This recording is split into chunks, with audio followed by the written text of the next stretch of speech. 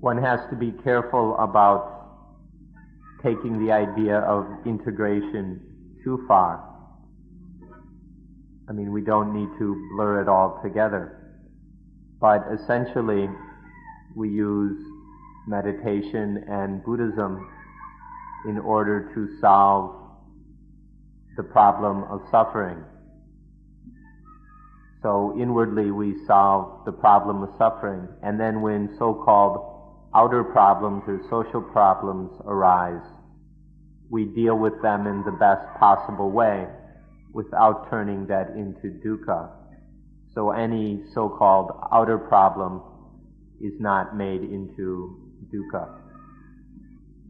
The ways of solving dukkha that are used by ordinary people, householders and so on, have to be in line with the principle of nature. And then the religious or spiritual methods of solving dukkha must also be in line with the principles of nature. And so if these are all in line with the law of nature, then they will eventually come together. Further, we'd like to say that even if you took all the methods of all the different religions and brought them together, it still wouldn't go beyond or escape from the need of being in line with nature. Although some religions may not speak in terms of nature, still all their ways of dealing with dukkha must be in line with nature. And the essential quality, the essence of God is the law of nature.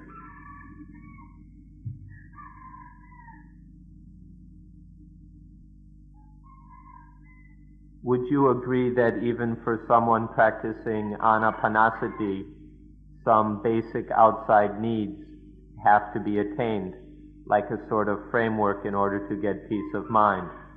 Apart from shelter, food, spirituality, right livelihood was mentioned, as you said yesterday, the feeling that one's life is useful.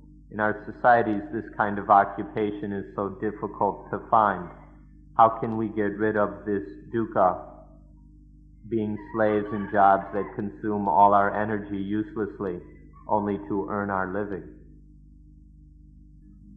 Whether ordinary worldly life or spiritual practice such as anapanasati,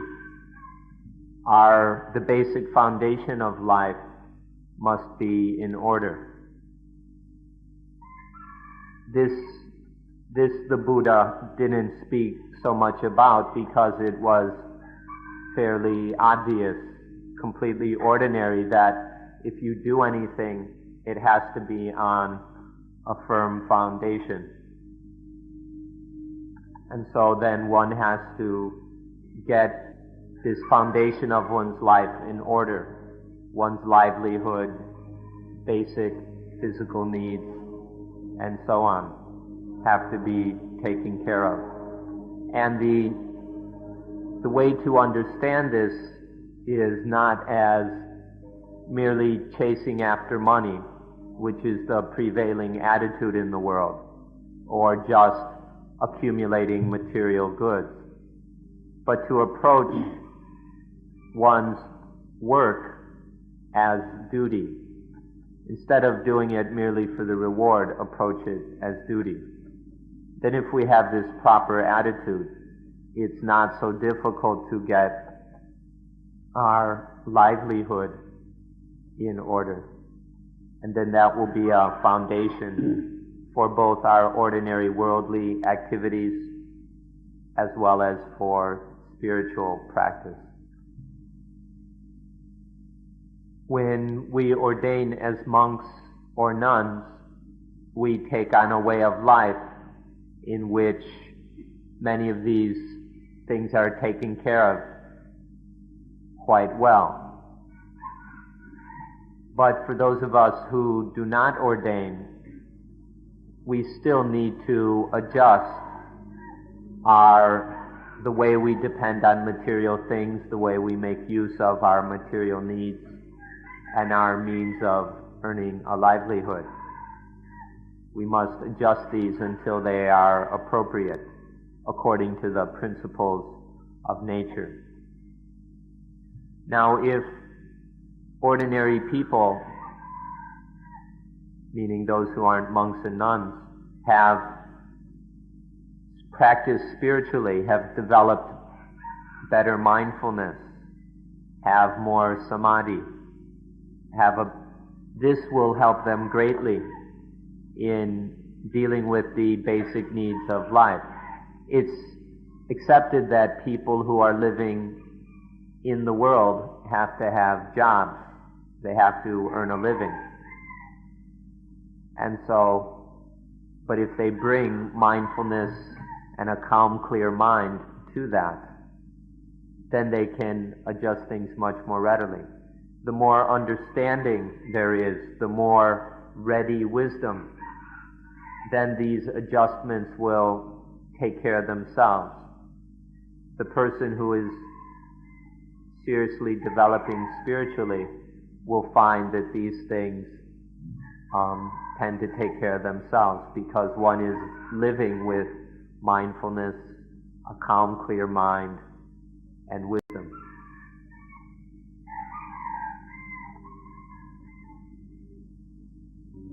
We have a phrase that might be new for you. It's called ordaining at home, or the actual Pali word for ordain is papacha, which means to go out from, which usually means to leave home. So we could say it, leave home while at home.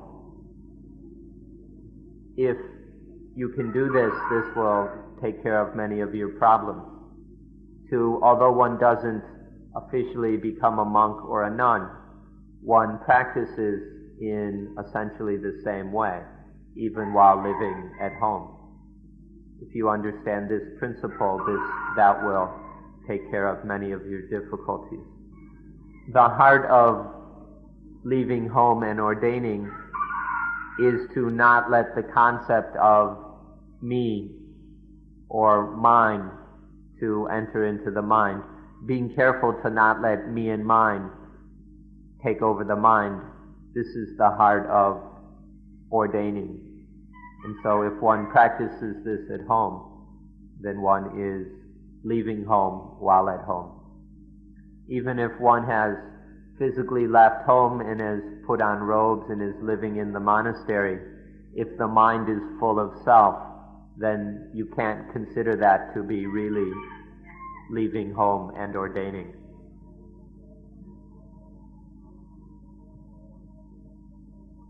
Could one say that Buddhism is an atheist religion?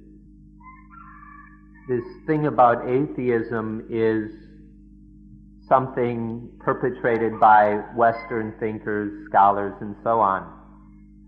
Looking at other religions from their own perspective, Western people have divided them into two categories, theist and atheist. But this is done based on their own definition of what God is, which is very narrow.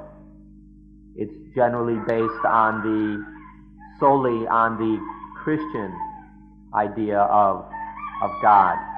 And then on this very narrow basis, they go and judge other religions as being theist or atheist. This is an approach we cannot agree with. If we look at it from the perspective of Buddhists, we could say that in Buddhism there is also a God. But this is to understand or define God differently than the narrow Western way. For the Buddhist, the law of nature is the God. The difference here is that this is an impersonal God or non-personal God. the usual Western idea of God is a personal God, an anthropomorphic figure, a father. In Buddhism, the Buddhist God is not like that at all. It's the law of nature. It's interesting that in Thai the word for law is got, which is very close to God, or Thais pronounce it God. So this coincidence is quite interesting. In the West you have God. In Buddhism there is God, or the law of nature. There is a supreme, absolute law of nature. This is the most powerful God that there is. There's a historical story that has to do with this. In Indonesia, soon after independence, it was decided that to subsidize religion with the belief that a good Indonesian citizen would have a religion. And there were many Buddhists in Indonesia who had been Buddhists for centuries. And the government considered, however, that the Buddhists had no religion because they were atheists in the government's understanding. That the Buddhists, because they didn't have a God, they didn't have a religion. And so the Buddhists were not given any subsidy, unlike the other religions. To deal with this injustice, some of the Indonesian Buddhists used the very point we've just made, that in Buddhism there is an impersonal God, that Buddhism is as much a religion as any other, but that the God is impersonal. And so they were eventually given their subsidy. So there are two kinds of God. There's the personal God and the impersonal God. You can decide for yourself which is more awesome, which is more terrible. In my opinion, death is the final quenching of the body-mind. There is a nothingness, and nibbana, as you would call it.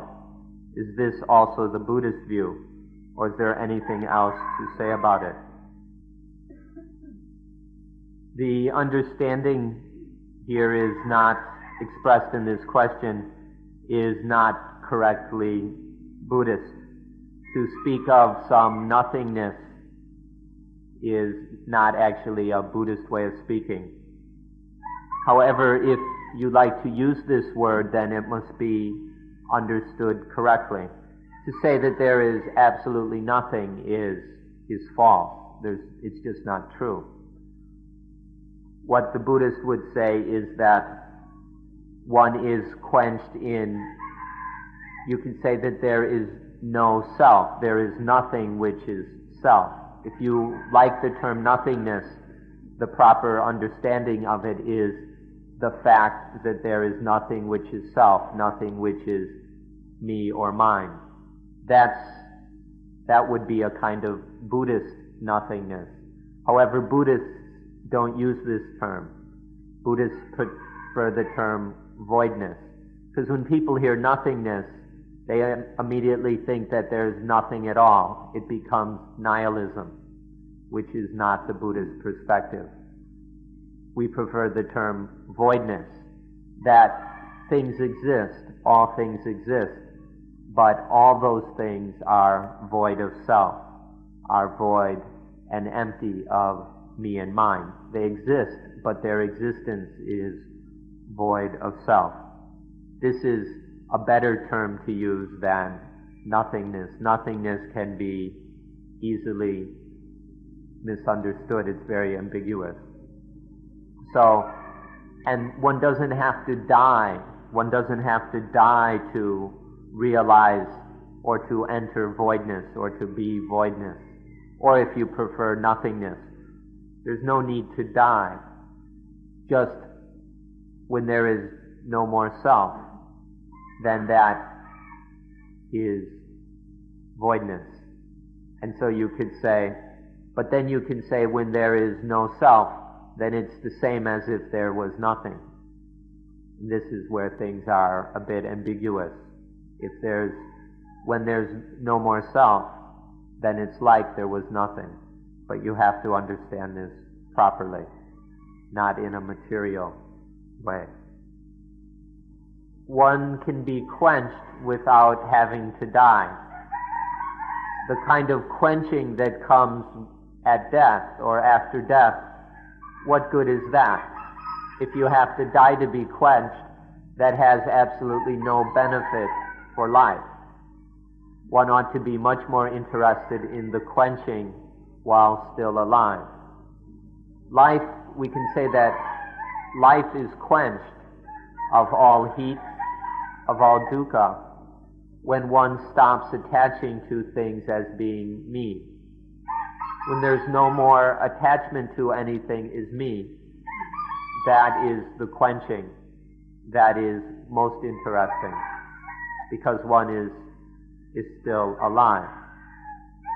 The problem here, as in many cases, is that language is ambiguous, and we tend to interpret terms incorrectly, generally rather materially. So with the term nothing or nothingness, there's a material meaning and a spiritual meaning. The material interpretation means of nothingness is there's nothing, just some state of absolute nothing. There's nothing existing. But spiritually the term means that there's everything. All things exist, but none of those things are self. None of them are taken to be me.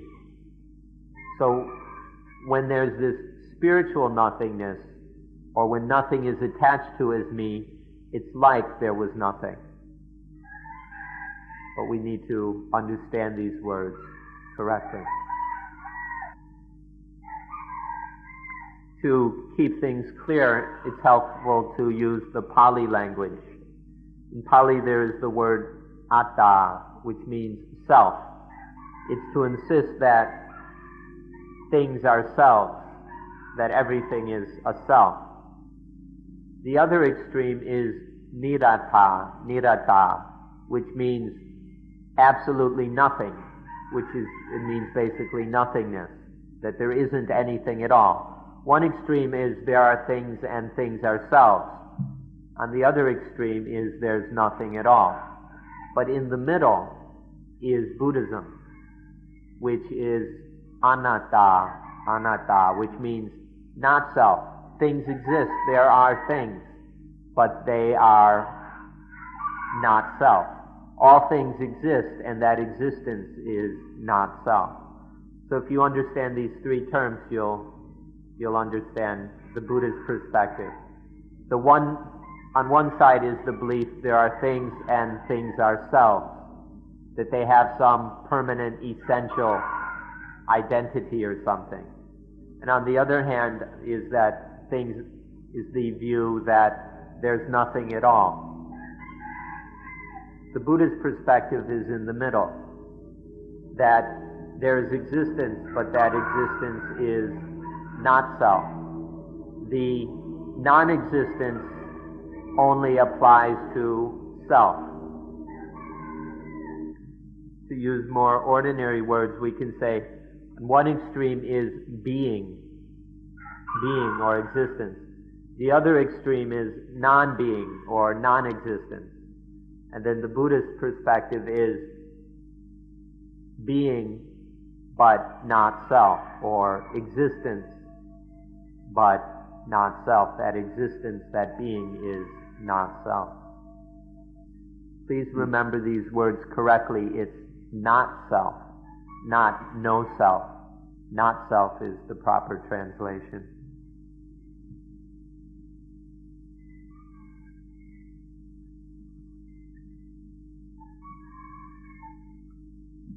I would like to hear the Buddhist view on how the universe was created.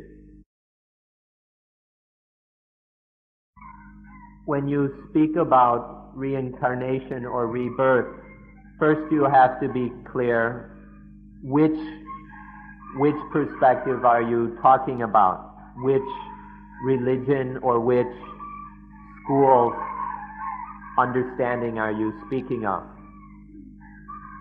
Many religions and sects speak of reincarnation and rebirth in terms that are too physical, which are overly materialist,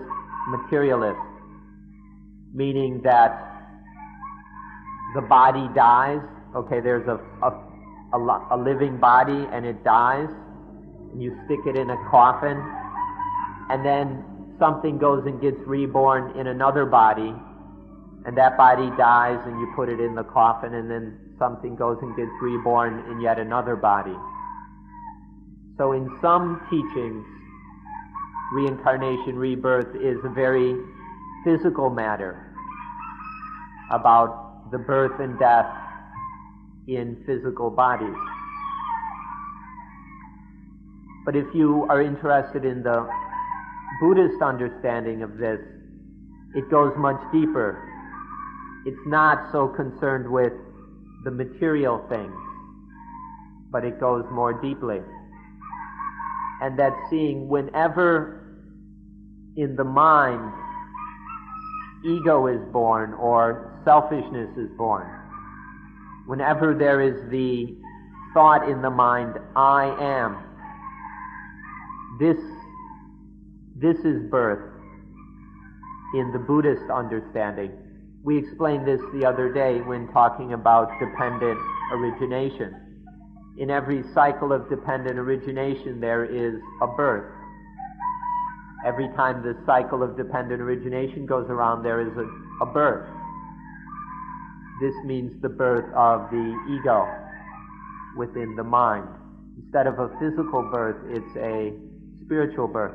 Those physical births and deaths, that doesn't happen so often. It's not a big deal. But this spiritual birth is happening over and over again each day. This is the important issue, this birth of ego right here and now. The other one doesn't happen so much. To be physically born is not considered a problem. Buddhism does not consider to be physically alive to be the problem. Some people think that just physical life, that's the problem, and so the answer is to die.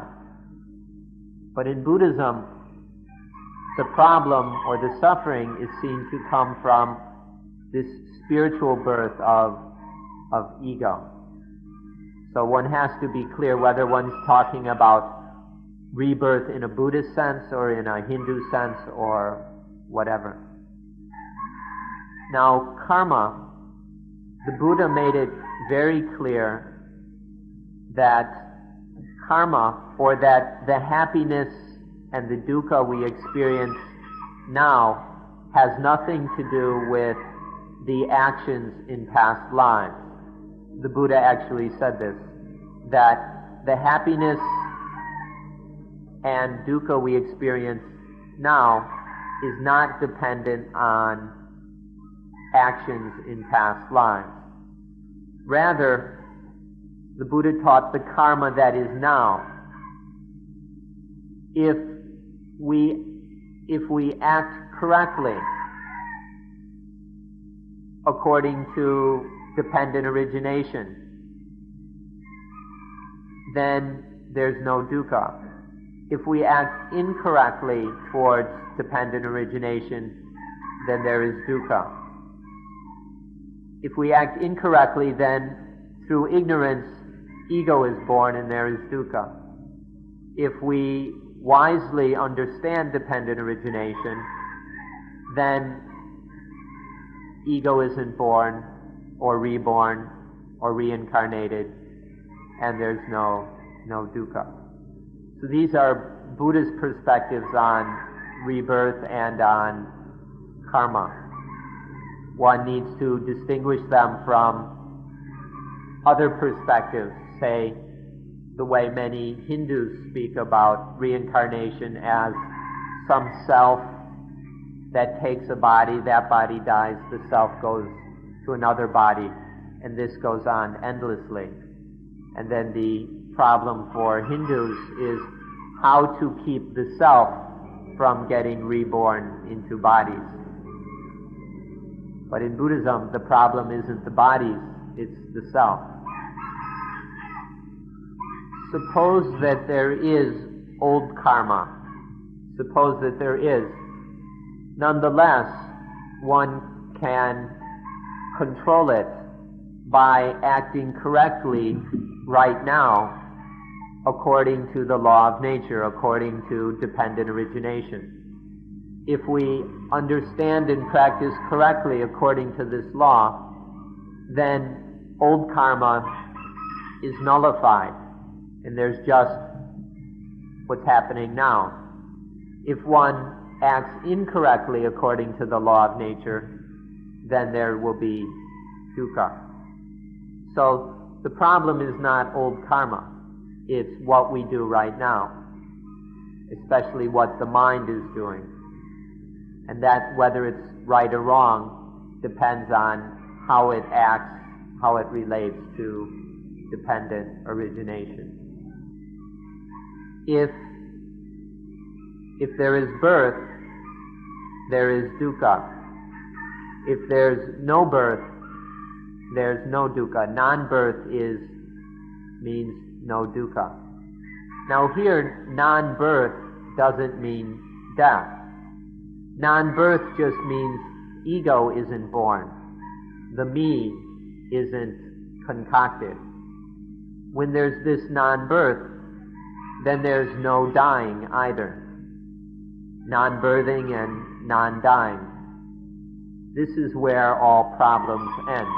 As long as there is still being born, there will always be dying. And as long as there's this spinning around of birthing and dying, then there will always be dukkha. But when there's no birth, non-birth, when the self doesn't get born, there's nothing to die, there's non-dying. And this non-birth, birthing, and non-dying, this is where everything is fine, where there are no problems. And so there's another way of speaking. When there's no birth, then there is eternal life. When there's no more birth, then there is eternal life. Not eternal self, just eternal life. These words are crazy, but that's how it is. You're very good at being born. Each day you get born hundreds, thousands of times. Notice that every birth is dukkha.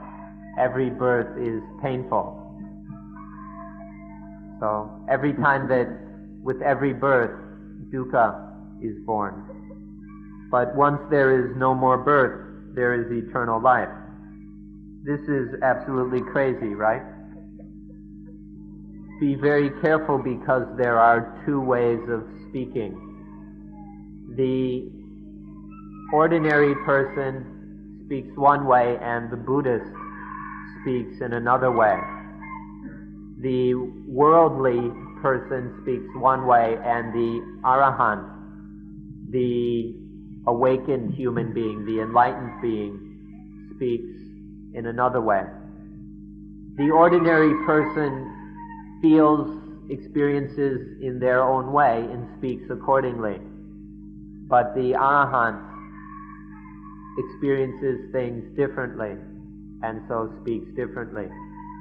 It's important to understand the difference and to not confuse the two ways of speaking.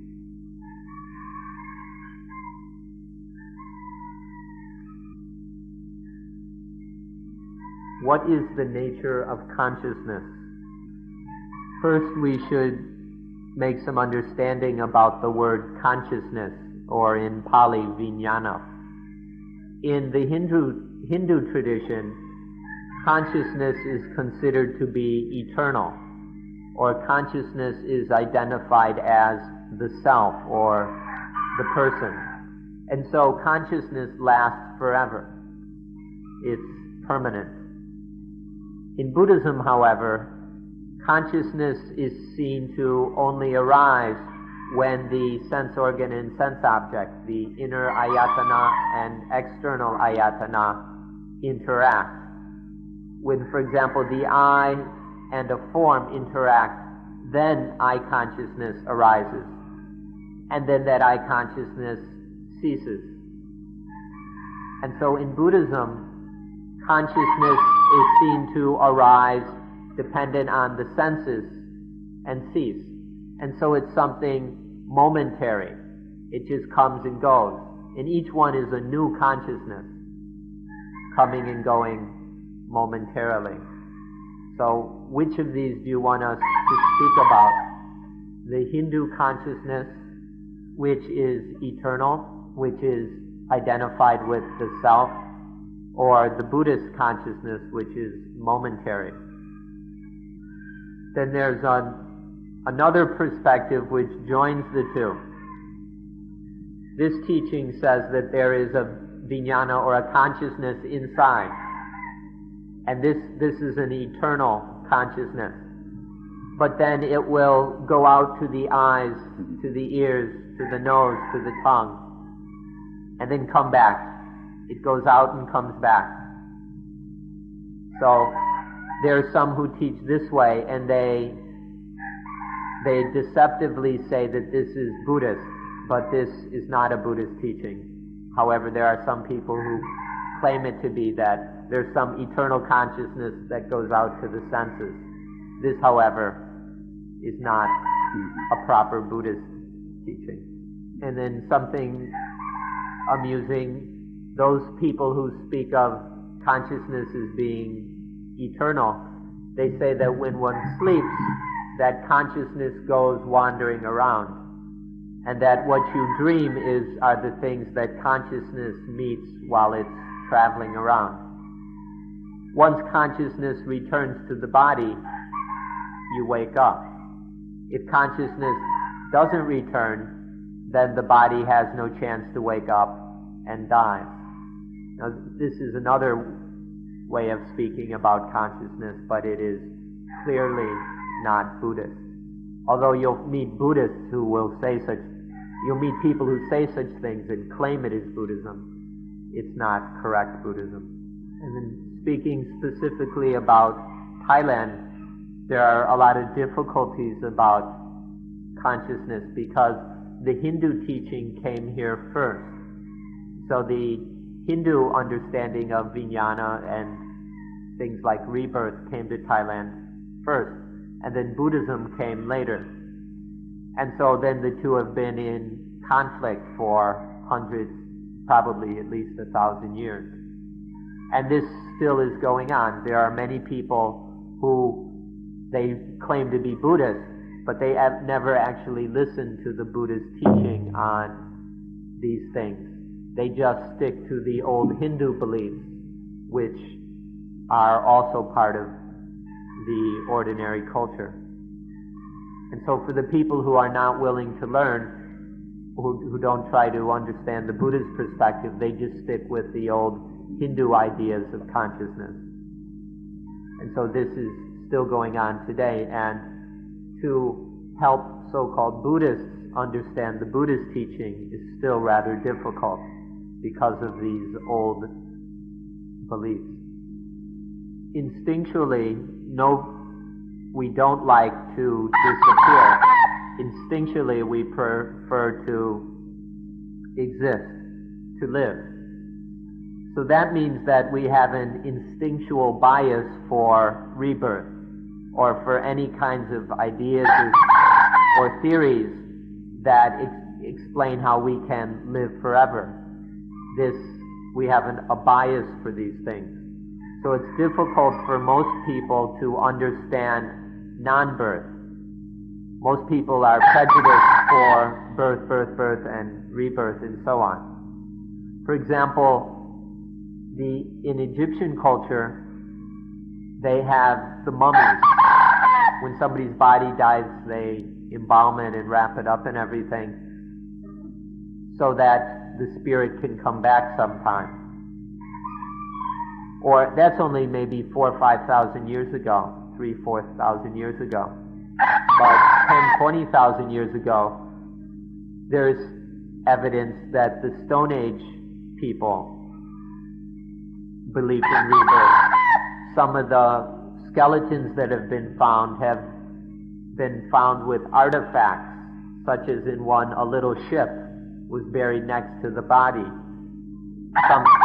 Something like this ship, then the dead soul would ride this ship to some other place, to some rebirth or some heaven or some afterlife. So even 20-something years ago, 20,000-something years ago, people, the Stone Agers, were believing in rebirth. To be born is positive. To non-birth sounds negative. And so everybody is biased for birth, rebirth. It's difficult for people to understand non-birth. We don't want to die, and so it's very easy to think about being reborn. Nobody wants to be dead, so we all easily think about rebirth. And so it's very easy to get born. Animals don't have all these problems with birth and death like we do. Animals aren't afraid to die, and so they don't spend all their time thinking about getting reborn. So they've got quite an advantage over us. They don't worry about these things. They don't create so many problems for themselves. Therefore, the rebirth worth paying attention to is the rebirth in dependent origination. The other kinds of rebirth are a waste of your time. They won't really help you very much. The rebirth that will be of value to you is the rebirth in the understanding of rebirth that will help you is the one in dependent origination, where the first birth is, first time you call it birth, the next time you can call it rebirth. And this can happen every hour, or you can be reborn every 5 minutes, depending on how much dependent origination there is. If you understand rebirth in this way, it will have genuine value for you. If you understand dependent origination, you'll understand that there's nobody who is born and there's nobody who dies. There's nobody to be born, nobody to die. There's just the flow of dependent origination. So you ought to be very thankful to dependent origination, because it frees you from all this worry and trouble of being born and dying over and over again. If you practice anapanasati to the end, then you will be freed of this birthing and dying. You won't have any more problems with this birth and death, because if one follows anapanasati to the end, then there's no more person, no more individual, no more self to go through all this birth and death. To be independence from birth and death is the highest freedom. What organ experiences the mind or other sense organs? The question was, what organ experiences the mind and the other sense organs? Actually, the question is not phrased correctly, because the sense organs or the ayatana do not experience things. The word ayatana, which we translate as sense or sense organ here, means things which can be experienced. It means experienceable, things which the mind can experience. So we do not speak of an ayatana which experiences the mind. It's the mind which experiences the ayatana. There are the inner ayatana and there are the outer ayatana. And all of these are things which can be experienced by the mind. If the mind experiences them correctly, wisely, then there's no dukkha. If the mind experiences them foolishly, with attachment, then there is dukkha. So understand that ayatana, or the senses, mean things that can be experienced. For example, the eyes, ears, nose, tongue, body, and mind sense are things, or mind are things which can be experienced. And the same with form, sounds, smells, tastes, touches, and thoughts. These can be experienced. Further, the certain very refined objects of concentration, in where the mind is totally one-pointed on a very refined object, on a mental object. These are called the rupa jhanas, the arupa jhanas, or the samapatis. These very refined, where the mind is totally concentrated inwardly on a very refined object. These are called also ayatana. These are things which the mind can experience, these so-called very refined states of consciousness. And further, nibbana is an ayatana. Nibbana, the highest thing, can be experienced. It's not some metaphysical abstract. Nibbana is something that can be actually experienced by the mind. So ayatana means experienceable, or things which can be experienced. No. You could also translate it sensible, things which can be sensed, things which can be experienced. To speak a little more narrowly, we can say it means things which can communicate or can be communicated with, things that can be known, things that can be experienced.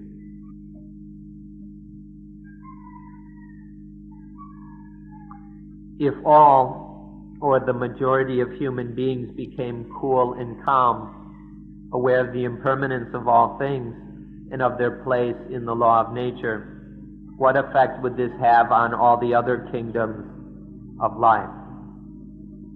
What do you mean by other kingdoms of life? It's hard to translate. Plants and animals, okay. If human beings truly understand impermanence and the law of nature, then the result of that will be nibbana. Human beings will realize nibbana, which means they'll be cool. They'll be cool, there'll be no more dukkha. Now another meaning of nibbana is non-violence, or non-harming, non-oppression. If human beings are truly cool, the effect of this is that they do no harm. They don't oppress or exploit plants, other animals, people, or even material things like rocks and benches and things. So if, from understanding the law of nature, human beings are truly cooled, then they do not do any harm to anything. And that is the meaning of peace, or santi, which is another synonym for nibbana, the highest peace, or the supreme peace. When one is quenched, when one is cool, one doesn't harm oneself anymore.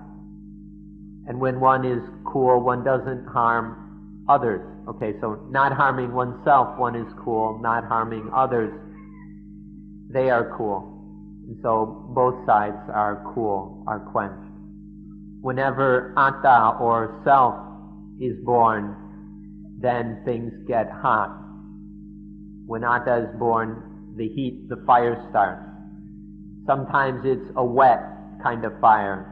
Other times it's a very dry kind of fire. Sometimes it's a fire which is white darkness.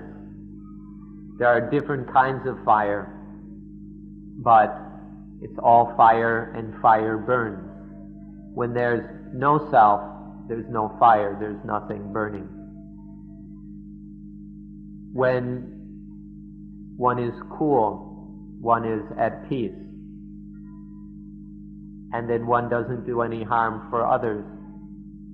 And so this is both peaceful and useful. When one is truly cool, one is totally at peace, and one's life then can be the most useful for others. So Nibbana is both peaceful and useful. So time is just about run out. In closing, we'd like to encourage you to learn to make more and more use of the world of 5 a.m. Although the retreat will be ending, please continue to explore this world of 5 a.m. when your teacups are not yet overflowing. And learn how to do without a doer. Please explore more and more deeply what it is to do without a doer. And finally,